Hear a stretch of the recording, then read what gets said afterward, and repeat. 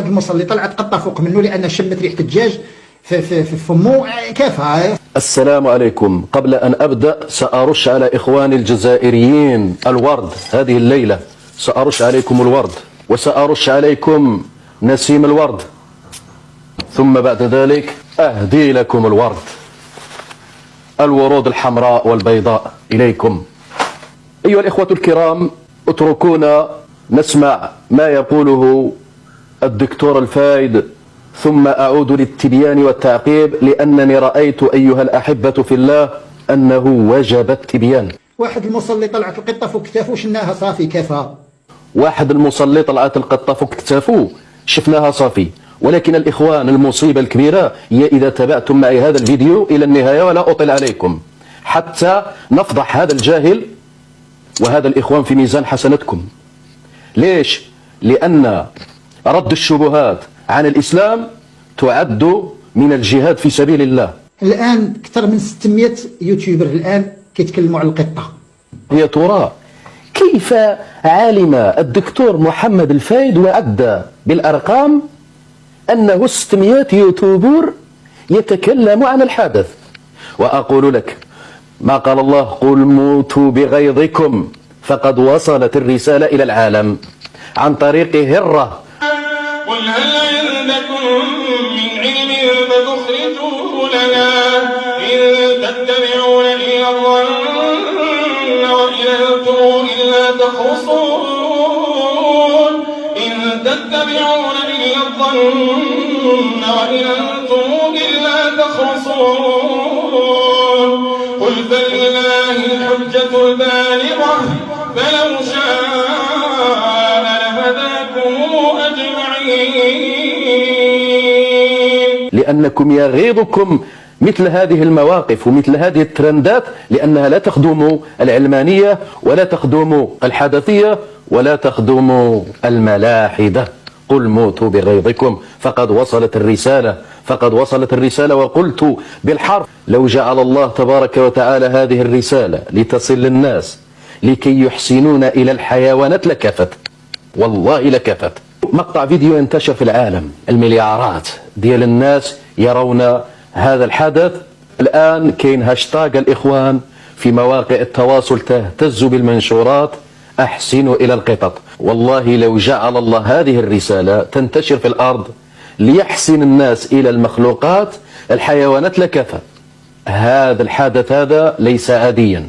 تقفز وتجي على كتف الإمام وتبس الإمام من هنا وتبس من هنا وهو يقرأ القرآن، وقبل أن يركع ب10 ثواني أو 5 ثواني أو لا أدري تقفز القطة وتترك الإمام يركع بين يدي الله.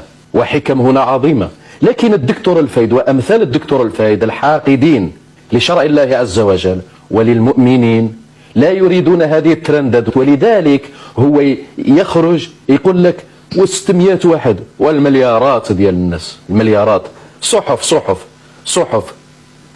في كوريا وفي الصين وفي أمريكا وفي الهند وما عرف فين تتحدث عن هذا القط. واحد المصلي طلعت قطة فوق منه لأن شمت ريحة الدجاج في فمه كافة. صح، ما نعملوش منها قيامة. قال لك شمت رائحة الدجاج في الفم ديالو.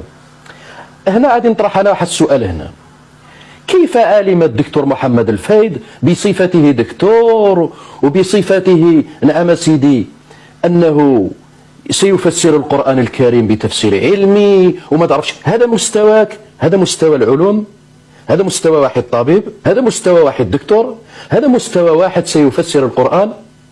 يكذب على الملأ، يكذب على الإمام. كيف علم بأن الإمام أكل تلك الليلة قبل صلاة العشاء أكل الدجاج؟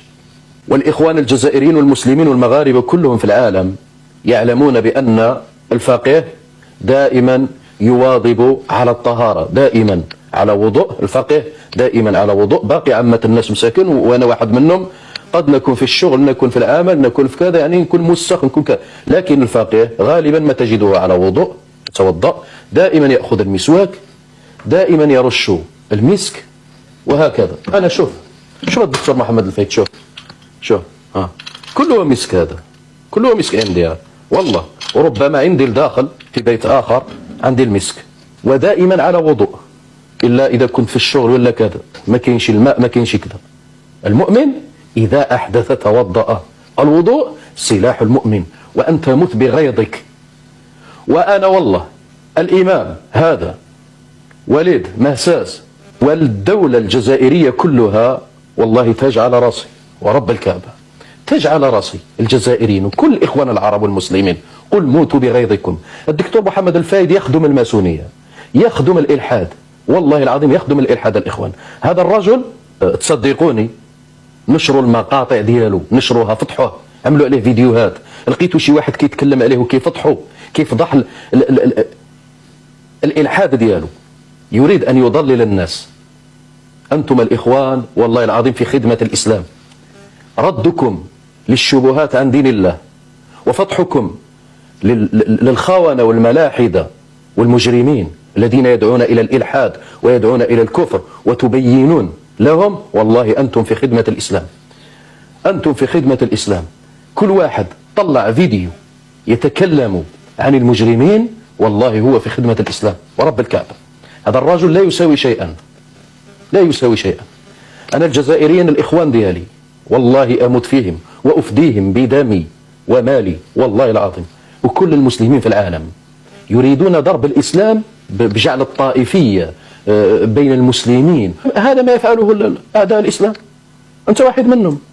يريد أن يتكلم عنه الناس، هو يعتقد بأنه في هذه الشطحات والخرجات دياله ظن أنه سيصل إلى الترند، وأنه سيتكلم عنه العالم، وأن الرسالة دياله النجسة هذه كلها طعن في الإسلام وطعن في المسلمين ستصل إلى العالم وسيكفر العالم.